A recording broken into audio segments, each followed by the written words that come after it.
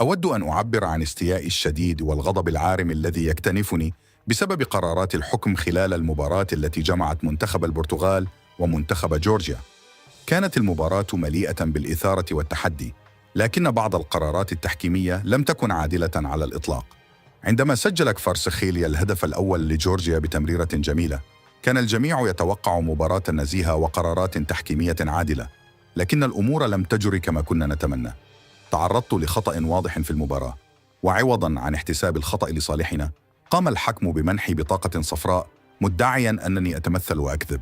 هذا التصرف كان غير مبرر ومحبط للغاية، فالجميع كان شاهداً على الخطأ الواضح الذي تعرضت له. لا يمكنني وصف شعوري بالظلم والإحباط من هذه الاتهامات الباطلة، والتي لم تقتصر على هذه اللحظة فقط، بل أثرت على مجريات المباراة بأكملها. في الشوط الثاني من المباراة وبعد مراجعة الفار، قرر الحكم منح جورجيا ضربة جزاء غير مستحقة، مما أدى إلى تقدمهم علينا بهدفين في الدقيقة 60. هذه القرارات كانت مجحفة وغير عادلة، ولم تخدم مصلحة اللعبة أو الروح الرياضية. كان من الواضح أن الحكم لم يكن في مستوى المباراة، وأساء تقدير العديد من اللحظات الحاسمة التي أثرت سلباً على فرصنا في الفوز. أريد أن أوضح للجميع أنني دائماً ما أسعى للعب بنزاهة واحترام قواعد اللعبة، ولذلك فإن مثل هذه القرارات تجعلني أشعر بالإحباط والغضب. من المؤلم أن تشعر بأن مجهوداتك على أرض الملعب تهدر بسبب أخطاء تحكيمية، وأتمنى أن يتم تحسين مستوى التحكيم لضمان عدالة المنافسات الرياضية. على الرغم من كل هذه الأحداث، أود أن أشكر زملائي في الفريق والجماهير الذين وقفوا بجانبنا ودعمونا حتى اللحظة الأخيرة. كان دعمهم لنا مصدر قوة وإلهام، وسنواصل الكفاح والعمل الجاد لتعويض هذه الخسارة. لن ندع قرارات التحكيم الغير عادلة تؤثر على معنوياتنا أو جهودنا في المباريات القادمة. نحن نؤمن بعدالة كرة القدم، وسنعمل بجد لتحقيق الانتصارات في المستقبل. هذه المباراة لن تكسر عزيمتنا، وسنعود أقوى من أي وقت مضى.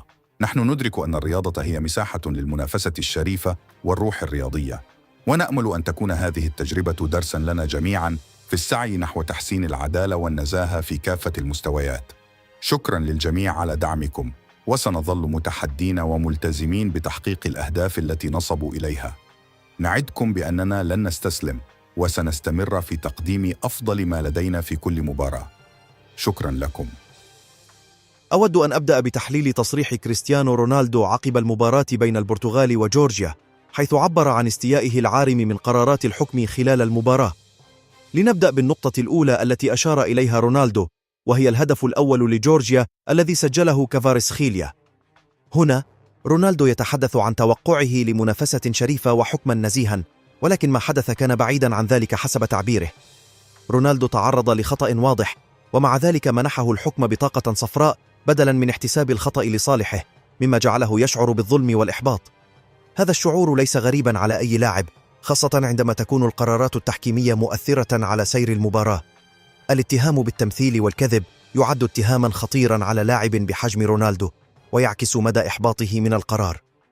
النقطة الثانية التي ذكرها رونالدو هي ضربة الجزاء التي منحها الحكم لجورجيا بعد مراجعة الفار، والتي وصفها بأنها غير مستحقة. هنا يظهر تذمره من استخدام تقنية الفار التي من المفترض أن تضمن العدالة في قرارات التحكيم، ولكن في هذه الحالة رأى رونالدو أنها لم تكن كذلك. منح جورجيا هدفا إضافيا جعل المباراة أكثر صعوبة على البرتغال. رونالدو قدم شكرا خاصا لزملائه في الفريق والجماهير، مؤكدا على روح الفريق وعزيمتهم في مواصلة العمل الجاد لتعويض هذه الخسارة.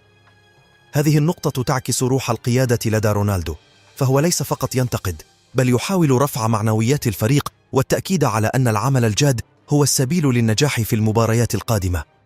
تصريح رونالدو يحمل في طياته دعوة لتحسين مستوى التحكيم، ويعبر عن إحباطات لاعب كبير يتوقع أن تكون قرارات التحكيم عادلة ومنصفة.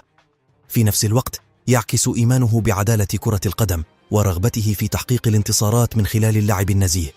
ختاما، تصريح رونالدو يعكس مشاعر مختلطة من الغضب والإحباط، ولكنه أيضا يحمل رسالة أمل وتصميم على العودة بشكل أقوى. رونالدو: يبقى الأمل في أن تكون الرياضة مجالا للمنافسة الشريفة والقرارات العادلة. وكما أشار: الدعم الجماهيري والروح القتالية داخل الفريق هما ما سيعيد البرتغال إلى طريق الانتصارات.